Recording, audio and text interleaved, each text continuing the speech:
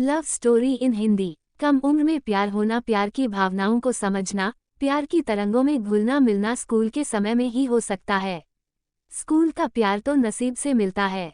आज की कहानी के पात्र शौर्य और निधि दोनों ने स्कूल से ही प्यार के सुर बजाने शुरू कर दिए थे। पर निधि तो प्यार करना ही नहीं चाहती थी। उसे लड़के प्यार करते अच्छे नहीं लगते थे। वह लड़कों को सिर्फ मदद करते हुए ही देखना चाहती थी। पर ऐसा क्या हुआ कि निधि शौर्य के बिना एक पल भी नहीं रह सकती थी। आइए पढ़ते हैं एक लव स्टोरी। निधि मिडिल क्लास फैमिली से बिलोंग करती थी। निधि के पापा कपड़े की दुकान चलाया करते थे। निधि 3 भाइयों में छोटी थी। साथ ही निधि की खूबसूरती किसी को भी अपना दीवाना बना सकती थी। जो कोई लड़का निधि को देख लेता तो उसकी खूबसूरती में अपने सपने सजाने लगता। पर निधि का स्वभाव तीखी मिर्च से कम नहीं था। निधि नहीं चाहती थी कि कोई लड़का उसका बॉयफ्रेंड बने।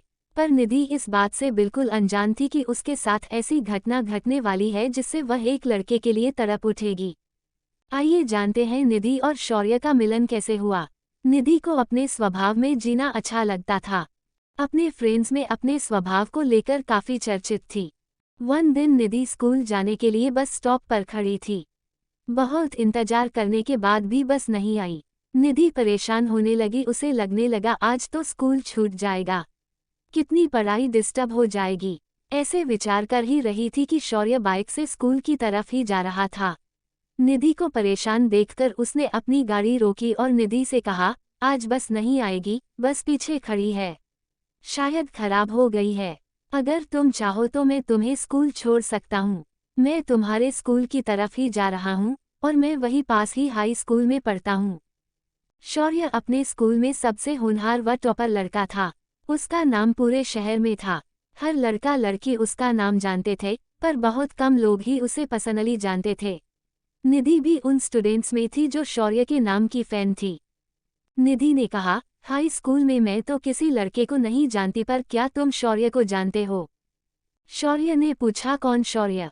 निधि ने कहा, शायद तुम अपने ही स्कूल के टॉपर को नहीं जानते हो। तो मैं आप पर कैसे यकीन कर लूं कि आप हाई स्कूल में ही पढ़ते हो?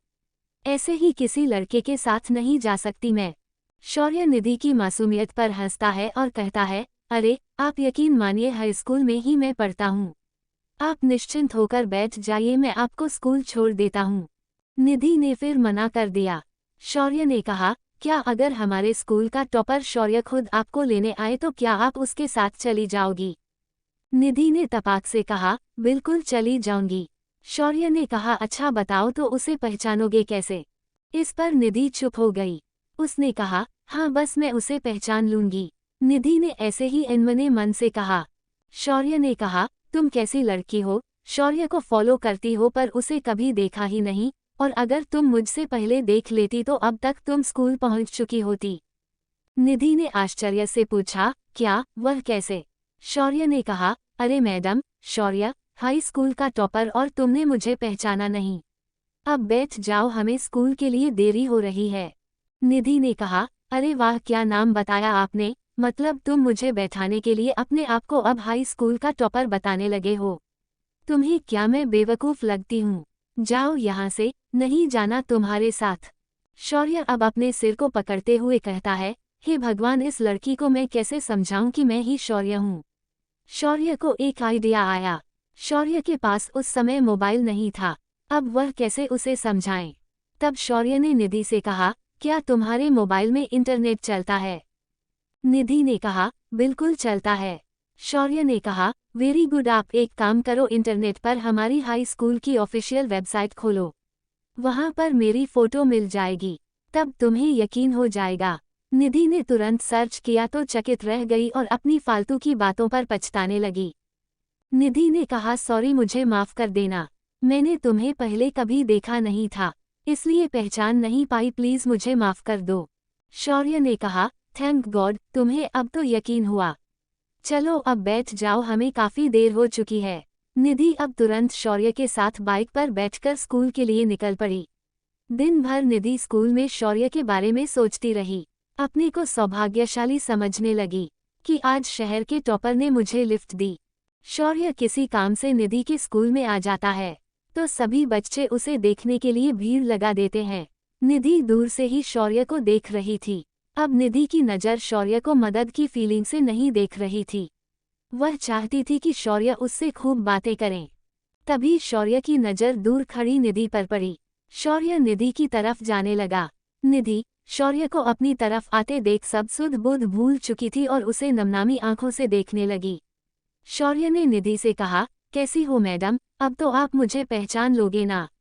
शौर्य के ऐसा कहने पर दोनों खूब हंसते हैं। शौर्य ने कहा, मैडम आपने अपना नाम नहीं बताया। निधि ने अपना नाम बताया।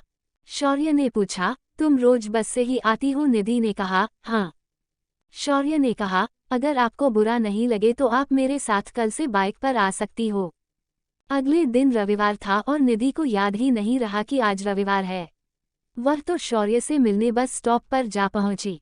शौर्य को भी निधि की मासूमियत, निधि की बातें, उसका बात करने का तरीका और सुंदरता ने रविवार का दिन भुला दिया। वह भी बस स्टॉप पर पहुंच गया।